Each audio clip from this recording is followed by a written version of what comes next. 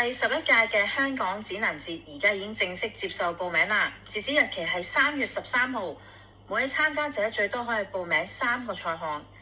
第一個賽項報名費為100蚊，第二個同第三個嘅賽項分別係30蚊。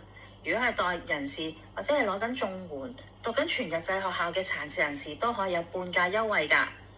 參加者只要喺各項比賽指定日期出席比賽就得㗎啦。今屆嘅展能節歡迎唔同類型嘅殘疾人士踴躍參加，一共設有20個國際賽項同埋4個本地賽項。國際賽項優勝者更加有機會獲得推薦成為代表香港出戰喺2027年5月喺芬蘭赫爾辛基舉辦嘅第11屆國際展能節添啊！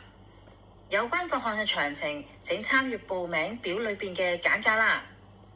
香港展能節每4年舉辦一次，有興趣參加嘅聾人同弱聽朋友可以聯絡楊小姐，或者經由龍耳提名報名參賽，機會難逢，把握機會，切勿錯過。